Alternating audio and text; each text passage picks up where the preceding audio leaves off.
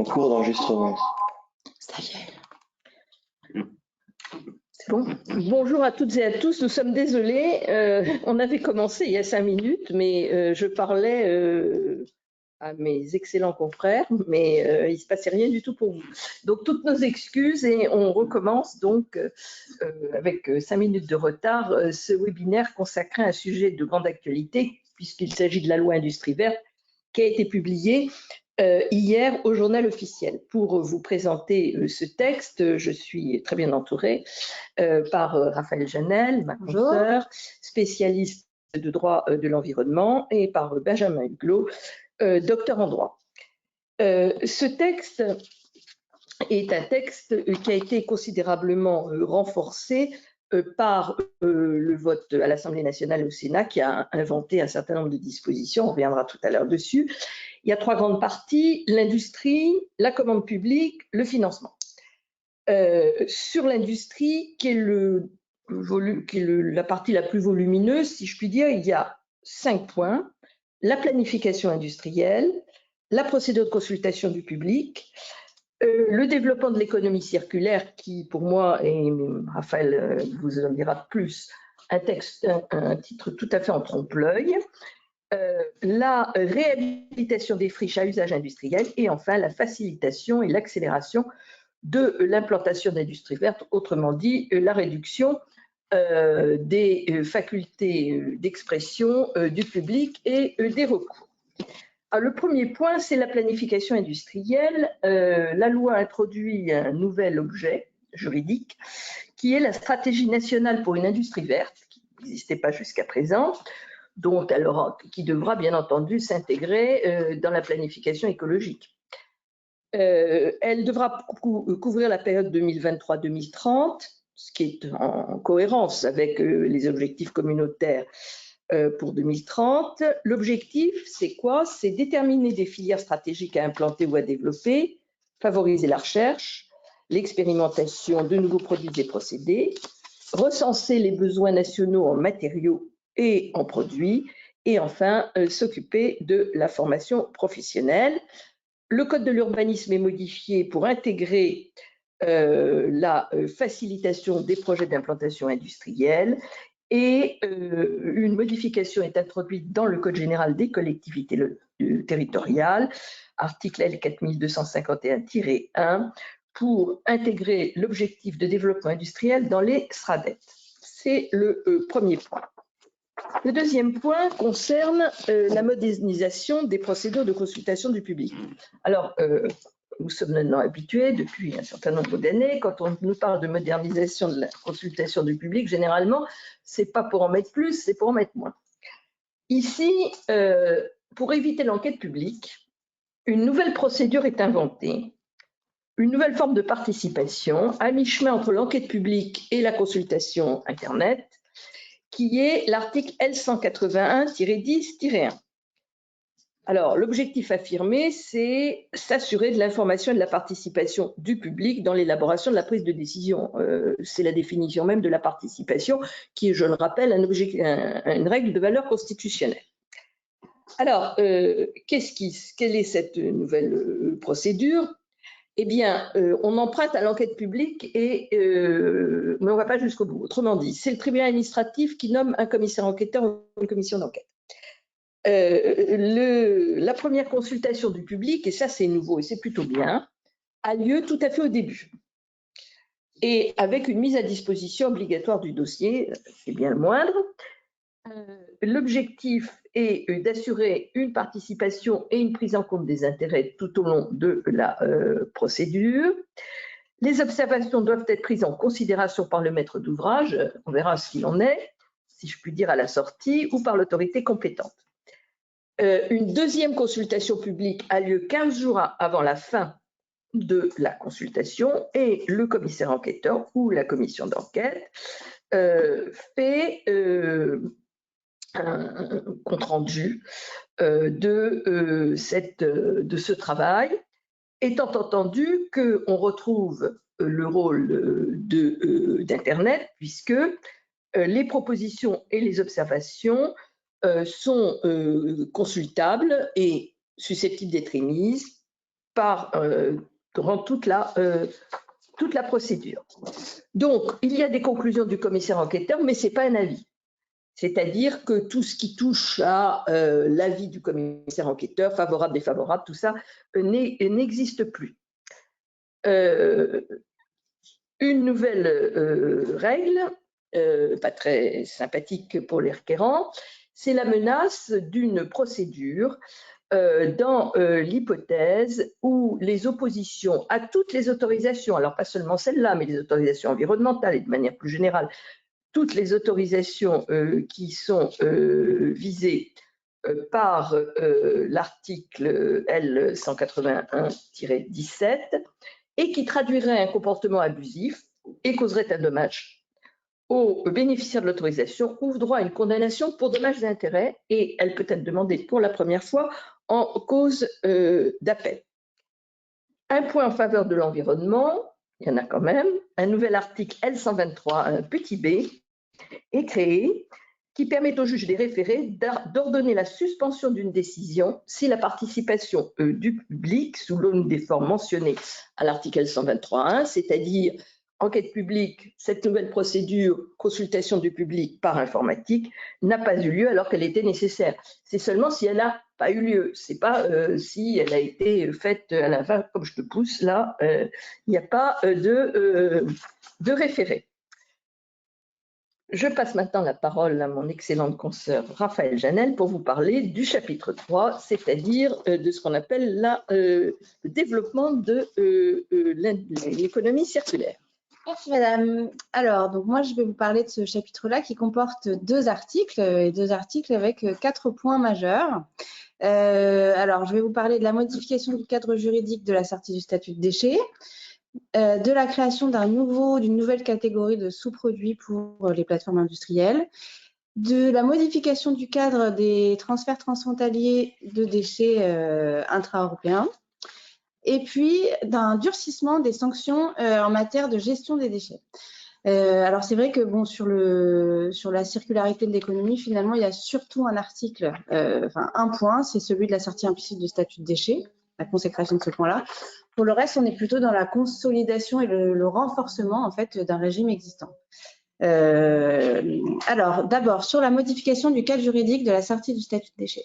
La pratique et les opérationnels attendaient avec impatience ce nouvel article de la loi Industrie verte qui vient consacrer la sortie dite implicite du statut de déchet qui jusqu'à maintenant n'avait pas de valeur réglementaire. C'était un avis du ministre de l'Environnement de 2016 qui venait en fixer les contours. Et alors juste pour la perspective, on avait jusqu'à maintenant une sortie explicite du statut de déchet qui était prévue par la directive européenne et transposée en droit français in extenso, avec la nécessité de répondre à 4 critères et surtout l'intervention en amont, l'intervention préalable de l'administration pour fixer des critères de sortie du statut de déchet que les opérationnels, que les entreprises allaient ensuite appliquer et devaient respecter. Donc, ça nécessite une instruction de l'administration et donc un temps long pour chaque catégorie de déchets dont on voulait faire sortir de ce statut-là. Là, désormais, on a une sortie implicite, c'est-à-dire que c'est à la main en fait de l'entreprise et c'est sous sa responsabilité. On aura un contrôle seulement a posteriori de l'administration. Alors, quel est-il ce mode de sortie du statut de déchet implicite? C'est pour exclure la qualification de déchets pour les produits ou les substances qui sont fabriquées à partir de déchets, de matières premières secondaires en réalité. Désormais, il y a 4 conditions qui sont fixées par la loi. Il faut que le procédé d'utilisation de ces déchets aux fins de production d'une substance ou d'un produit soit effectué dans une installation de production. L'utilisation il faut que ce soit des déchets qui soient utilisés en remplacement de matières premières classiques. Et la production finale de la substance ou l'objet, ce qui est recherché, doit être similaire à ce qu'on aurait pu produire sans déchets, avec seulement des matières premières classiques. Et il faut évidemment que les 4 conditions de la sortie du statut de déchet explicite soient respectées. Je les reprends rapidement pour mémoire, c'est-à-dire qu'il faut que la substance ou l'objet soit couramment utilisé à des fins spécifiques. qu'il existe une demande pour cet objet ou cette substance et qu'elle réponde à un marché. La substance ou l'objet doit remplir les exigences techniques aux fins spécifiques, c'est-à-dire doit respecter les normes produits qui va être mis sur le marché. Et son utilisation n'aura pas d'effets globaux nocifs pour l'environnement ou la santé humaine. Alors, le producteur doit transmettre les éléments justificatifs de ces conditions à l'administration, notamment si on utilise des déchets potentiellement dangereux, les essais qui permettent d'évaluer cette absence d'effets global nocifs pour l'environnement ou pour la santé. Voilà, donc ça c'est pour la sortie explicite du statut de déchet. C'était très attendu et ça vient sécuriser finalement des pratiques qui sont déjà parfois courantes. Voilà pour la sortie explicite du statut de déchet implicite. Pardon. Et maintenant, je vais passer à la modification du cadre juridique applicable aux déchets qui sont produits sur les plateformes industrielles. Donc ça, c'était un projet d'article que la CMP a retenu, mais a modifié compte tenu du risque de incompatibilité avec le droit de l'Union européenne. L'objectif qui est visé par ce cet article, c'était de développer l'usage de matières premières recyclées au sein de cet ensemble géographique et technologique particulier qu'est la plateforme industrielle. On vise là des plateformes chimiques essentiellement, comme Roussillon, dont on entend régulièrement parler. Et à l'origine, le projet de loi prévoyait qu'un résidu de production qui est produit sur ce type de plateforme ne peut pas être qualifié de déchet, reçoit la qualification de sous-produit, du coup, s'il répond à certaines conditions. Face au risque par rapport à la compatibilité avec le droit de l'Union européenne, cet article-là a été légèrement modifié. Les conditions sont restées les mêmes. En revanche, on exclut désormais, le texte ne prononce plus le mot, ne dit plus le mot de sous-produit. Pour autant, je vais vous donner les conditions, mais pour autant, je pense qu'on a quand même ce risque d'incompatibilité avec le droit de l'Union européenne parce que le sous-produit, c'est une qualification, un objet juridique qui a été créé par la directive cadre déchets et qui prévoit certaines conditions et qui ne sont pas remplies en l'espèce avec ce nouvel article. Donc, la loi Industrie verte vient créer un nouvel article, L541-4-5 dans le Code de l'environnement, et il permet d'exclure la qualification de déchets pour des résidus de production produits sur une plateforme industrielle si 3 conditions sont remplies. Il faut une utilisation certaine de ces résidus de production sur la plateforme industrielle, une absence d'incidence globale nocive pour l'environnement ou la santé humaine de ces résidus de production, et une transmission à l'autorité administrative des éléments qui permettent de justifier que ces 2 conditions sont bien remplies. Notamment, là encore, des essais si ce sont des résidus de production susceptibles d'être dangereux. Donc, ce nouveau texte, je pense, est à risque pour ceux qui l'appliqueront, dans la mesure où il manque certaines conditions du sous-produit qui sont fixées par la directive européenne, et notamment le critère, la condition selon laquelle la substance en question qui va être réinjectée peut être utilisée directement sans traitement particulier autre que les pratiques industrielles courantes. Voilà pour la sortie, la qualification de sous-produits des déchets, des sous-produits des plateformes industrielles qui a été nouvellement créée par la loi Industrie verte. J'en viens à mon 3e point sur le développement de l'économie circulaire. Donc là, il y a 2 points qui sont importants et je pense qui étaient attendus pour limiter les transferts illicites de déchets et puis durcir la réglementation, l'application de la réglementation déchets qui est quand même encore trop souvent, je pense, contournée. Alors sur le cadre juridique des transferts transfrontaliers de déchets, la loi Industrie verte vient créer un régime de sanctions administratives propre à ce type de gestion de déchets. Donc, le transfert transfrontalier, c'est les transferts de déchets de la France vers un autre pays de l'Union européenne ou vers un pays tiers, et inversement les importations de déchets vers la France, pour des opérations de valorisation ou d'élimination, avec des règles particulières pour s'assurer que ces transferts de déchets ne vont pas présenter de risques pour l'environnement ou la santé humaine, c'est-à-dire qu'ils sont traités conformément à la réglementation européenne. Donc, le nouveau régime qui est créé, on sort du régime de droit commun qui était fixé par l'article 151-3 du Code de l'environnement pour rentrer dans un cadre particulier et qui est fixé aux articles L141-42-1 et suivants. Schématiquement, on prévoit désormais une procédure contradictoire pour les sanctions administratives qui seront appliquées en cas de transfert illicite de transfert transfrontalier, qui est à la main du ministre de l'Environnement, avec la possibilité de celui à qui on reproche d'avoir effectué un transfert transfrontalier de répondre et de présenter ses observations. Et on a aussi quelque chose qui est assez fondamental, la création d'une amende administrative qui pourrait être dissuasive. Parce que tout l'enjeu là sur les transferts transfrontaliers, c'était un coût fort de traitement des déchets sur le territoire français ou peut-être à l'étranger, et de les envoyer à l'étranger ces déchets sans respecter les règles, ça permettait de payer bien moins cher, voire de rien payer du tout. Voilà, c'est un vrai enjeu de coût et donc les sanctions devaient être dissuasives. Et là, ça sera probablement le cas dans la mesure où ces sanctions administratives peuvent aller, c'est une amende administrative qui peut aller jusqu'à 5 fois le montant du coût forfaitaire de traitement des déchets. Donc, on a des coûts forfaitaires qui ont été fixés qui ont été posés par le pôle national des transferts transfrontaliers de déchets. Ça peut être, par exemple, 1 250 € la tonne pour les déchets dangereux. Et donc là, on aura, en fonction du nombre de tonnes, on multipliera par le nombre de tonnes et 5 fois ces 1 250 € pour les déchets dangereux. Voilà pour les transferts transfrontaliers de déchets. Et on a aussi, et là ça recouvre mon dernier point sur l'économie circulaire, un renforcement, un durcissement des sanctions pénales qui sont applicables en matière de déchets. Là c'est applicable de façon générale à toutes les infractions à la gestion des déchets, et ça vaut notamment pour les transferts transfrontaliers de déchets. On passe d'une amende pénale d'un emprisonnement de 2 à 4 ans d'emprisonnement de prison et d'une amende qui passe de 75 000 € à 150 000 € d'amende. Et donc, pour les entreprises, on multiplie par 5 le montant de cette amende et on passerait de 375 000 € à 750 000 € d'amende. Donc, c'est quand même bien plus important. Il y a un durcissement pour les infractions qui sont commises en bande organisée.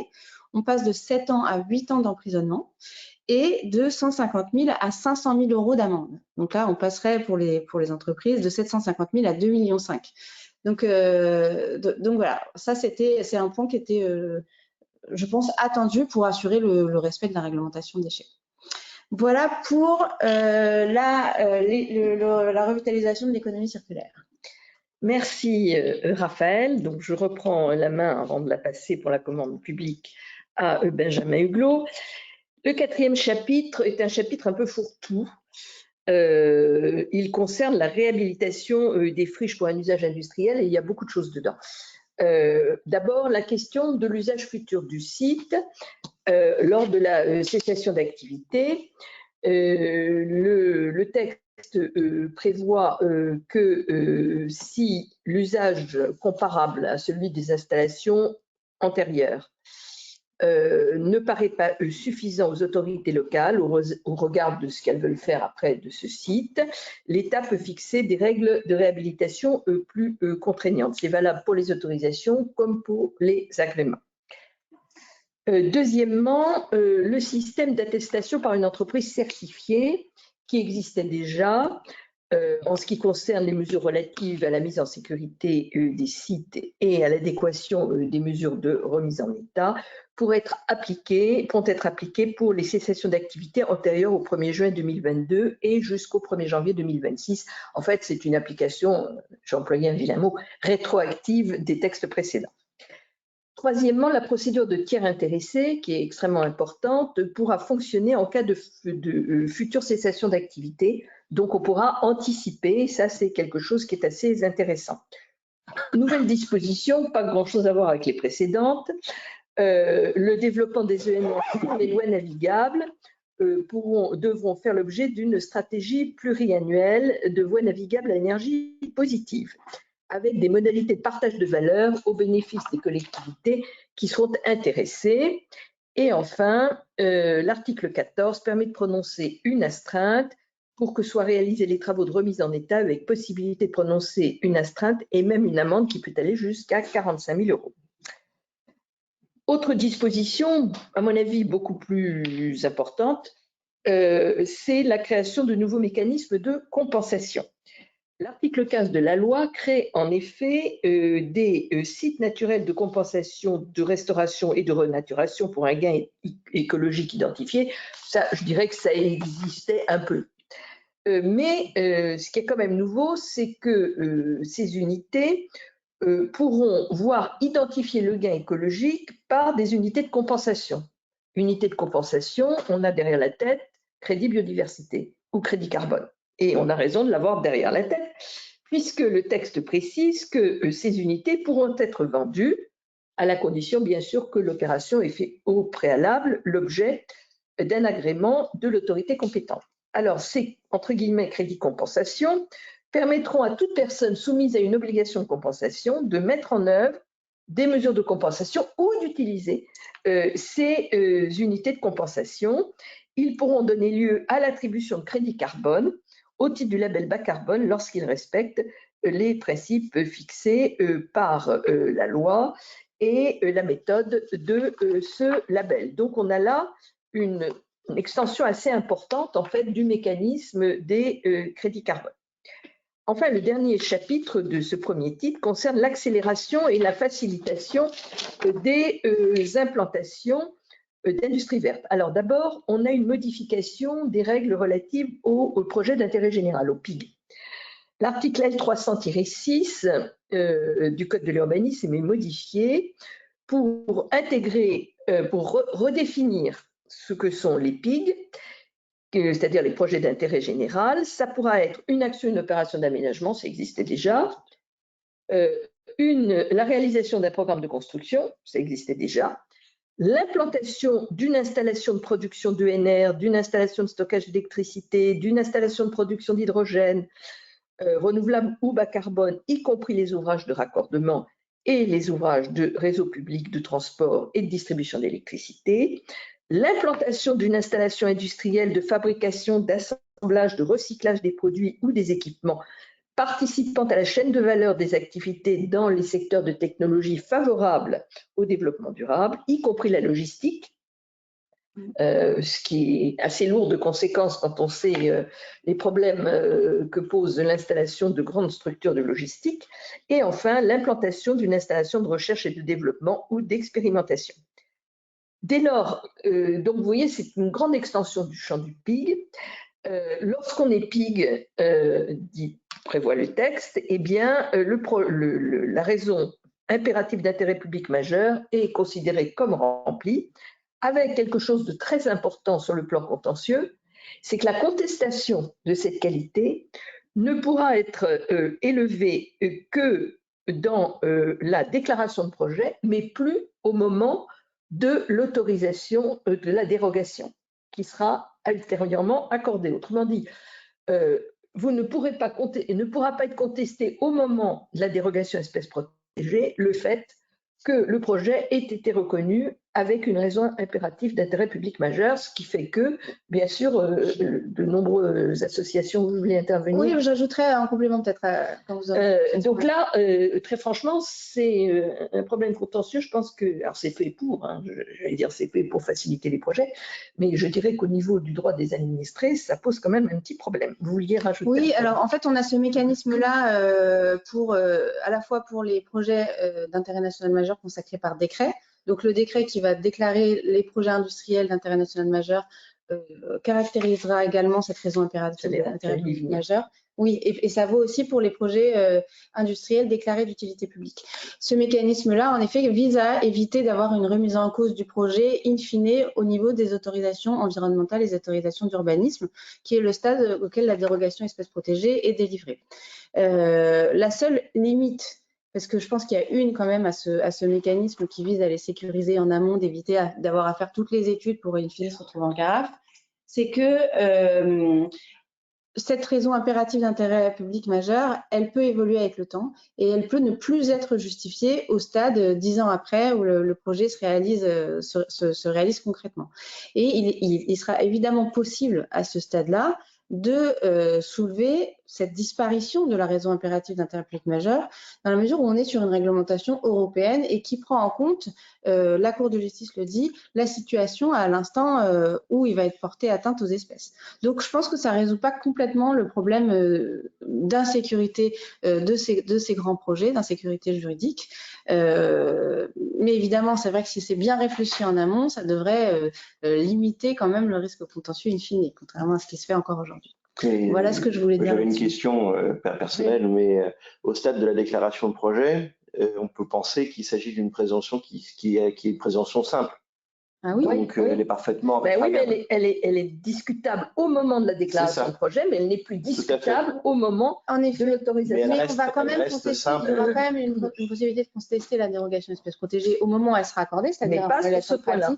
Pas sur ce point-là, sauf si on arrive à montrer une évolution, un changement des circonstances de droit ou de fait. Ce qui interroge aussi, mais ça on n'aura pas le temps de le faire aujourd'hui, sur les nouveaux outils contentieux qui existent devant le juge, notamment la question de l'abrogation juridictionnelle.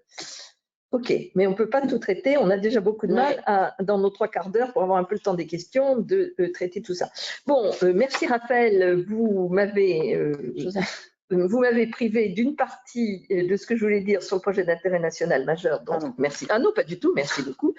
Je rajouterai un point sur les procédures de mise en compatibilité des documents d'urbanisme qui, là, vont échapper complètement aux collectivités territoriales. Ce sera mené par l'État. Après accord quand même de la commune, mais c'est un avis favorable si rien n'est dit dans le délai d'un mois. Donc, c'est un avis tacite. Bon.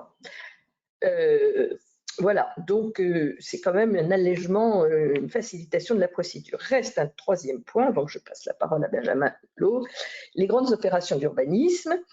Alors, des dispositions particulières sont prévues pour ce qu'on appelle les grandes opérations d'urbanisme au sens de l'article L 312-3 du Code de l'urbanisme, qui comporte la transformation d'une zone d'activité économique pour favoriser la mixité fonctionnelle au profit d'implantations industrielles. Globalement, on prend un grand centre commercial et on le transforme en tout ou partie en un centre industriel. Il devrait y en avoir quelques-unes compte tenu de la folie que nous avons eue dans nos entrées de ville en particulier depuis 30 ans. Alors, si c'est le cas, l'autorisation d'exploitation commerciale n'est plus nécessaire dès lors que de nouvelles surfaces de vente commerciale ne sont pas créées. De plus, un droit de préemption est instauré au bénéfice des collectivités locales si elles le souhaitent pour ce type d'opération. J'ajoute que la compétence pour délivrer les permis de construire, d'aménager ou de démolir et de se prononcer sur ces projets échappe aux collectivités locales pour revenir à l'État. Nous passons à la commande publique et donc au titre 2. Alors, commande publique, il va de soi que cette loi n'est pas une révolution en la matière, ce qui va m'amener à, bien évidemment, vous exposer les évolutions qui résultent de cette loi et de m'interroger avec vous et avec les praticiens et les habitués du droit de la commande publique sur un certain nombre de réflexions en termes de pratiques, disons, de la commande publique et de pratiques sur des acheteurs, mais également des personnes publiques. Alors, pour savoir d'où l'on arrive, il faut savoir d'où l'on part. Lorsque Bruno Le Maire avait lancé le chantier de la loi Industrie verte au mois de janvier, il y a eu des travaux de réflexion qui ont conduit à un certain nombre de propositions, 29 propositions pour construire une commande publique plus verte qui offrira, je cite, un débouché fiable et durable à une industrie française et européenne décarbonée. Alors, quand on lit ça, on comprend tout de suite que, certes, si on souhaite se servir de la commande publique comme en étant en réalité un outil de relais des politiques publiques, on a du mal psychologiquement à admettre un véritable verdissement de la commande publique qui serait analysé comme un frein à la compétitivité des entreprises françaises.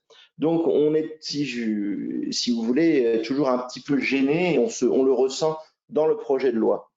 Les groupes de travail avaient été déjà plus ambitieux et considéraient qu'il fallait aller plus vite que la loi climat et résilience qui contenait déjà plusieurs avancées. On rappellera l'obligation d'utiliser au plus tard le 21 août 2026 un critère de sélection qui prend en compte les caractéristiques environnementales des offres et pour les concessionnaires l'obligation de décrire dans le rapport annuel communiqué à l'autorité concernante les mesures mises en œuvre pour garantir précisément la protection de l'environnement. et l'insertion par l'activité économique dans le cadre de l'exécution d'un contrat.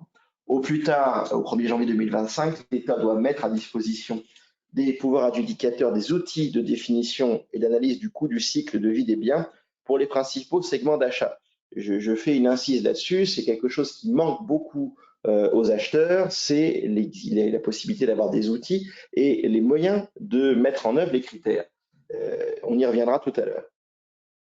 Donc l'idée était de pouvoir intégrer le coût global lié à l'acquisition, à l'utilisation, à la maintenance et surtout à la fin de vie des biens. Et lorsque c'est pertinent, toute la question des coûts externes. Donc, il faut pouvoir identifier simplement les produits verts et clarifier comment intégrer efficacement les critères environnementaux face au prix.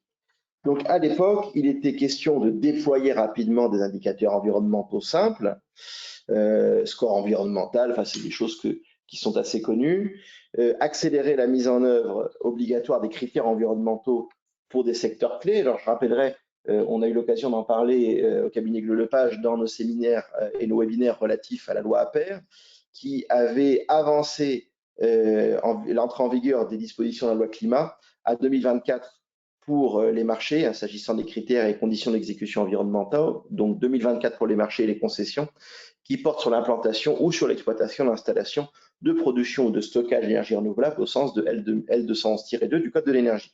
Et il y a toujours cette idée de créer un motif d'exclusion de la passation pour les candidats qui ne respectent pas les obligations de transparence environnementale. On pense bien sûr au bilan d'émissions de gaz à effet de serre. Au final, qu'est-ce qu'il en reste aujourd'hui? Alors, certes, on parle beaucoup de deux motifs d'exclusion qui ont été érigés par les articles 25 et 29 sur les procédures de passation. Alors, je précise, il s'agit bien d'outils facultatifs où le premier vise le cas où le candidat manque à son obligation de publication d'informations en matière de durabilité. Vous savez que c'est une obligation qui découle de la directive CSRD du 14 décembre 2022, qui doit être transposée en loi interne d'ailleurs par la loi Industrie verte. Et cette obligation de publier ce reporting extra-financier concerne essentiellement les entreprises de plus de 500 salariés et cette obligation doit être progressivement étendue à toutes les sociétés. Le second, toujours à la discrétion de l'acheteur, permet d'exclure un candidat dès lors que celui-ci a manqué à son obligation d'établir un bilan de ses émissions de gaz à effet de serre. Toujours obligation qui concerne les entreprises de plus de 500 salariés, sachant que pour les entreprises dont l'effectif est compris entre 50 à 500 personnes, celles-ci doivent publier un bilan simplifié. Alors, tout de suite, je m'interroge avec vous, puisque l'article L229-25 du Code de l'environnement permet d'ores et déjà de sanctionner l'absence d'un tel bilan. On peut déjà se poser la question de savoir quels seront les moyens des acheteurs de contrôler cette obligation. Est-ce que ce sera une déclaration sur l'honneur ou simplement vérifier que ce bilan existe?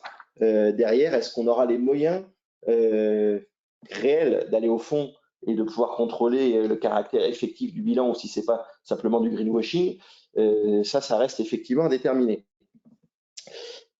On a beaucoup glosé également avec l'article 25 de la consécration au niveau législatif de la définition de l'offre économiquement avantageuse, qui avait déjà été codifiée et qui figurait à l'article R 2152-7 du Code de la commande publique. Alors, on nous indique que l'acheteur peut prendre en compte de manière facultative toujours divers critères comprenant aspects qualitatifs, environnementaux ou sociaux. On rappellera que dans son avis relatif au projet de loi, le Conseil d'État considérait que cet ajout n'en était pas un au regard du droit existant. Plus intéressant, en ce qui nous concerne, l'extension à l'article 29 de la loi Industrie verte de l'obligation pour les acheteurs d'établir un SPACER, ou un SPASER, schéma de promotion des achats publics socialement et écologiquement responsables, jusqu'alors uniquement applicable aux collectivités territoriales et aux acheteurs à statut, c'est-à-dire à la Poste SNCF, de le montant des achats est supérieur à 50 millions hors taxes. Ce seuil est maintenu et il est étendu donc à l'ensemble des collectivités. Alors il y a aussi, et c'est d'ailleurs assez intéressant, la possibilité pour des collectivités de mutualiser ces schémas. Bon, encore une fois, juridiquement, c'est un document qui n'est pas opposable. On ne voit pas qu'un marché puisse être effectivement annulé par un juge, le fait qu'il le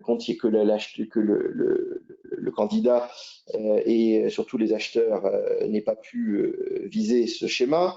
Mais cet outil revêt une véritable importance puisque c'est lui qui permet de générer, d'élaborer une véritable politique d'achat durable, même si, encore une fois, et c'est l'essentiel et on va y revenir aussi, les outils de mesure restent à définir.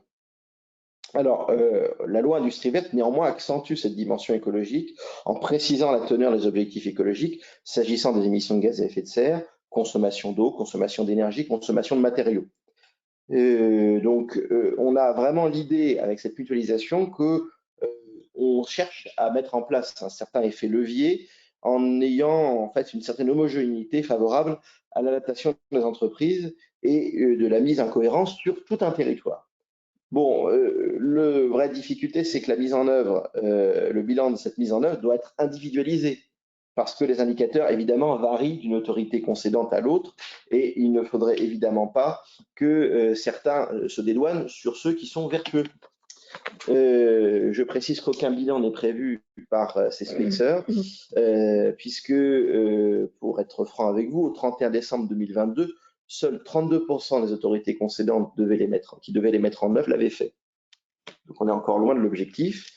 On peut également parler, puisque c'est intéressant, dans certains cas, la loi Industrie verte remet sur le métier des dérogations à le lotissement, dans l'hypothèse où on est dans des cas d'infructuosité, et également sur les contrats cadres pour les contrats de longue durée. De manière plus générale, et c'est un souci qui d'ailleurs pourrait être réglé du point de vue de la jurisprudence et du point de vue de la pratique des acheteurs, parce que au final, la loi n'existe et le droit n'existe que dans la manière où il est mis en œuvre, on reste sur sa fin sur la question de l'obligation d'un véritable critère environnemental qui imposerait un tel critère pour les segments où c'est particulièrement nécessaire en termes de décarbonation et où l'on peut facilement identifier les externalités environnementales. Ce critère pourrait être véritablement pondéré en disons entre 15 et 30%, pour reprendre une fourchette qui est connue, qui est le projet de règlement européen pour une industrie zéro net. Il pourrait être prévu, qui est obligatoire toujours pour le même segment d'achat, le critère du coût du cycle de vie dans son versant externalité environnementale. Voilà, tout ça, ça pourrait être mis en œuvre, mais également au niveau des acheteurs, c'est des choses qui pourraient également être élaborées dans le cas des pratiques au niveau des achats. On pourrait bien sûr mettre en place un système qui est proche de celui de l'Italie, qui est bien connu des praticiens de la commande publique, avec une pondération maximale du prix à 30% en Italie, 40% en Roumanie, ou une minoration du prix qui pourrait être une meilleure prise en compte des autres critères et de nature à réduire les difficultés d'exécution des marchés. Donc, vous l'aurez compris, il n'y a pas de révolution substantielle du droit de la commande publique. On sent que la commande publique est pensée comme étant un outil de mise en œuvre de la politique publique dans la loi Industrie verte, mais qu'on n'arrive pas réellement, si vous voulez, à une réflexion qui conduirait à inclure pleinement ces obligations de transition écologique dans la pratique des achats publics. Donc, il y a encore un gap substantiel qui est, à mon avis, à franchir, ce qui n'est pas tout à fait le cas aujourd'hui. Merci beaucoup. J'irai beaucoup plus vite sur la troisième partie, c'est-à-dire le financement de l'industrie verte, avec plusieurs points où je serai assez rapide. D'abord, l'assurance vie. L'article 32 modifie le code des assurances pour intégrer dans les assurances vie entre 5 et 10% de titres émis par des entreprises solidaires d'utilité sociale, par des sociétés de capital risque ou des fonds communs de placement, dont 40% des titres émis le sont par des entreprises solidaires et les titres bénéficiant du label reconnu par l'État au titre du financement de la transition énergétique et écologique. Deuxièmement, la loi introduit un critère de durabilité en modifiant le code monétaire et financier et en définissant ce qu'il faut entendre par critère de durabilité. Ce même code est modifié pour permettre à la Banque de France, ça c'est important pour toutes les entreprises, de se faire communiquer par les entreprises non financières tout document et renseignement, y compris les données nécessaires à la compréhension des impacts, des risques et des opportunités de leurs activités au regard des enjeux de durabilité. Troisièmement, est créé un plan d'épargne avenir climat pour les jeunes de moins de 21 ans. C'est un plan qui est destiné à recevoir des versements en numéraire. Dans la limite d'un plafond, les versements sont affectés à l'acquisition de titres financiers contribuant au financement de la transition écologique. Le Code des assurances est également modifié pour intégrer en application du règlement communautaire du 29 avril 2015, on n'aura jamais mis 8 ans pour transcrire, les fonds dénommés LTIF, E-L-T-I-F, qui sont des fonds d'investissement à long terme, et cet agrément LTIF permet d'avoir des conditions plus favorables pour les fonds communs de placement. La loi crée quelque chose de nouveau, ça vient de l'Assemblée nationale et du Sénat, qui est le mandat d'arbitrage de contrat d'assurance, qui permet donc de faire un arbitrage au sein des contrats entre différents types d'investissements. C'est quelque chose qui est tout à fait nouveau, et c'est une ordonnance qui précisera toute une série de dispositions relatives au placement collectif, aux émissions de titres financiers, à la constitution de fonds professionnels spécialisés pour obtenir la dénomination LTIF, aux règles relatives à la composition et à la constitution des fonds d'investissement. Voilà, nous avons été très synthétiques sur un texte qui est quand même extrêmement dense et qui modifie de très nombreuses dispositions. Comme Raphaël Janel vous l'a souligné, il y en a au moins une qui pourrait bien poser des questions au niveau communautaire. Pour les autres, eh bien, il faudra bien sûr que les différents acteurs comprennent bien les nouvelles règles du jeu qui sont mises en place par ce texte. Voilà. Nous sommes maintenant à votre disposition pour répondre à des questions.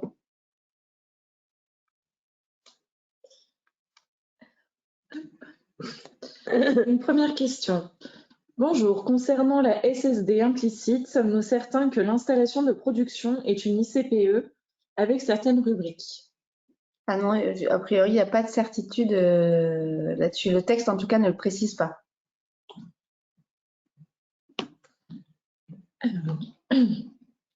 Autre question. L'allègement des procédures de consultation ne risque-t-il pas de poser problème si la loi venait à être déférée devant le Conseil constitutionnel? Elle ne le sera pas puisqu'elle a été publiée Au JO. au JO. Ce qui n'empêchera pas, à l'occasion, quelqu'un qui ne serait pas content de ces procédures, de faire ce qu'on appelle une QPC, une question prioritaire de constitutionnalité sur les modifications procédurales. Comment expliquer le faible taux de mise en œuvre des SPASER? Parce que, encore une fois, on a un problème de culture. C'est ce que je vous disais. Le code de la commande publique et la commande publique sert en réalité de relais aux politiques publiques, et il faudra à terme avoir une réflexion qui soit une réflexion spécifique par rapport aux pratiques des acheteurs publics, de faire entrer réellement la transition écologique. Pour le moment, je suis désolé, ça reste essentiellement du saupoudrage et des critères qui restent facultatifs en matière d'exclusion ou autre. C'est la même chose. On a besoin d'acter dans les textes un changement de culture et surtout de mettre en place les outils pour les acheteurs qui permettent réellement de rendre concrets les critères qui sont érigés. Le problème aujourd'hui, c'est que l'acheteur public, il n'a pas les moyens lui-même en capacité technique de vérifier un bilan de gaz à effet de serre. C'est pas son travail, il sait pas faire. Donc, il faut qu'on ait vraiment une formation et des outils qui soient mis en place et une réflexion globale au niveau de la commande publique qui permettent de changer les pratiques. Autre question. Quelle est l'efficacité des dommages et intérêts punitifs en cas de recours abusif? C'est dissuasif. Est-ce que vous pensez, parce que c'est quand même nouveau en matière d'autorisation environnementale, est-ce que vous pensez que les juges vont s'en saisir? J'imagine que les porteurs de projets vont tous les demander, beaucoup. Mais les amendes pour recours abusif, qui existent déjà en matière de permis de construire, oui, pour toutes les procédures, sont quand même très très peu utilisées. Il y a eu quelques recours en matière de permis de construire de promoteurs contre des associations en disant que les recours étaient abusifs. Il y en a quelques-uns qui ont abouti, mais franchement, je n'ai pas la science universelle, mais pas beaucoup. Pas beaucoup. Là, on est sur quelque chose qui est quand même beaucoup plus large, donc on ne peut pas savoir à l'avance ce que ça donnera, mais il faut que les deux conditions soient réunies. Mais elles le seront, parce que forcément, le projet est retardé, donc forcément, il y a un préjudice. Donc la question du préjudice, elle est remplie, la condition du préjudice, elle est remplie automatiquement. Reste la question de c'est quoi quelque chose d'abusif. Parce qu'en fait, c'est presque nier le droit au recours des tiers, en fait. Pour être très précis, pour connaître ce qui se passe en matière d'urbanisme sur ces possibilités de dommages et intérêts qui existent depuis maintenant un certain nombre d'années, le juge a fait en sorte que cette possibilité ne devienne pas une arme anti-recours, et donc il fait une interprétation très stricte des critères. Il y a eu quelques décisions qui ont consacré effectivement des dommages et intérêts dans des cas très spécifiques. Vous savez très bien comme moi que parfois les recours sont utilisés à des fins, on va dire, pécuniaires pour monnayer un retrait, etc. Le juge a voulu utiliser en fait ces amendes, enfin c'est pas une amende, mais les conclusions en fin de dommages et intérêts dans cette optique-là, et il ne s'en est toujours pas servi jusqu'à présent comme étant effectivement une arme anti-recours pour dissuader les gens d'exercer leur droit au recours. Donc, si la pratique contentieuse reste la même en matière d'autorisation environnementale… Oui, parce que ce n'est pas une pratique qui est destinée à obtenir des indemnités, quoi. Les exactement. On est dans l'excès de pouvoir, attention. À la base. Parce que c'est vraiment pas la même logique que l'urbanisme a des intérêts presque, je dirais, uniquement personnels. L'autorisation environnementale, on a beaucoup d'associations. Pas que ça se transforme en procédure anti-baillon, et à ce moment-là, je pense qu'on serait en contradiction avec la Convention d'Aarhus. Oui. Et puis, il y a aussi… Absolument, c'est ce que j'allais dire. Sur le droit de recours. Voilà. Droit de recours effectif. Est-ce qu'il y a d'autres questions? Oui. Bonjour. Concernant les SNCRR, serait-il possible d'en savoir plus sur l'articulation avec l'objectif zéro artificialisation nette des sols, ainsi que les zones préférentielles de renaturation dans les PLU? Vous pouvez relire le début de la question? Concernant les SNCRR. C'est quoi ça, les SNCRR? Ça doit être un schéma que Si la personne pouvait préciser ce que c'est, s'il vous plaît. Je suis désolée, j'avoue mon incompétence notoire, mais je ne sais pas ce que c'est. Site naturel de compensation. Ah, d'accord.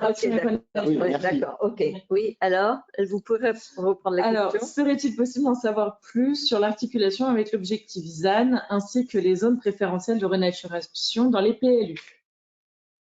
Écoutez, là, il n'y a pas de précision sur ce point.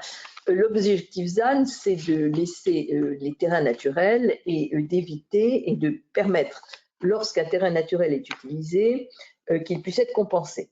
Bon.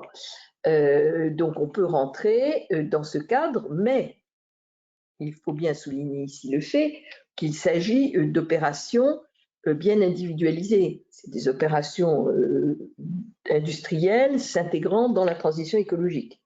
Voilà.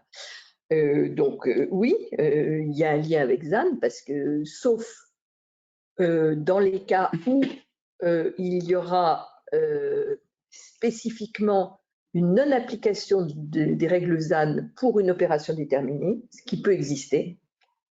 Et sur le deuxième point, qui est donc les zones déjà existantes, c'est un peu, c'est pour ça que j'ai dit que c'est pas totalement nouveau, c'est un peu une refonte du système qui avait été mis en place par la loi de 2016 sur la biodiversité, mais avec quelque chose de beaucoup plus structuré, avec une définition plus précise de ces zones et surtout avec la création des unités de biodiversité qui donc pourront donner lieu à une financiarisation, avec les dangers qui s'y attachent. Alors j'entends bien que ça peut être attrayant, mais il faut toujours avoir présent à l'esprit que quand on compense simplement en utilisant une zone naturelle existante pour lui faire jouer un rôle de compensation, on n'ajoute strictement rien. Il n'y a réellement de compensation que si on remet en état un site qui était pollué un site qui n'était pas à l'état naturel en état naturel. Là, il y a un ajout. On améliore les fonctionnalités. Ou alors, on amène, écologiques comme le dit Raphaël, on améliore considérablement les facultés écologiques d'un site. Donc, il faut être quand même extrêmement prudent parce que sinon, on compense absolument rien du tout. L'opération elle-même, elle se compense. Le niveau collectif, c'est une opération neutre. On peut même ajouter, pour être parfaitement honnête avec ceux qui nous écoutent, par rapport notamment à l'objectif ZAN, vous voyez quand vous avez des objectifs qui commencent à être contraignants, des schémas, des plans et des programmes, regardez ce qui se passe aujourd'hui avec l'objectif ZAN. Donc, concrètement, encore une fois, le droit n'existe que dans la manière où il est mis en œuvre. Bon, concrètement, la question qui se pose, c'est de savoir comment les collectivités vont réagir. Est-ce que vous allez avoir encore un mouvement de défiance, une levée de bouclier pour essayer de détricoter ce qui est mis en place? Pour le moment, on peut vous exposer ce qui résulte de la loi, ce qui va résulter de la pratique des collectivités et de ce qui va être fait ou défait ensuite, c'est plus compliqué. Et en plus, c'est vrai que ça vient finalement remplacer quelque chose ou renommer quelque chose qui était existant et dont les acteurs s'étaient pas réellement saisis. Bah oui. Donc on espère que ça va quand même pouvoir se développer avec cette nouvelle mouture. Autre question? Non. Il n'y a plus d'autres questions. Mais écoutez, merci. Nous restons bien sûr à votre entière disposition si vous avez des questions que vous pouvez nous poser en écrivant à notre site contact@huglolepage.com. En tout cas, merci de votre attention. Merci à tous. Merci et bonne journée. Bonne journée.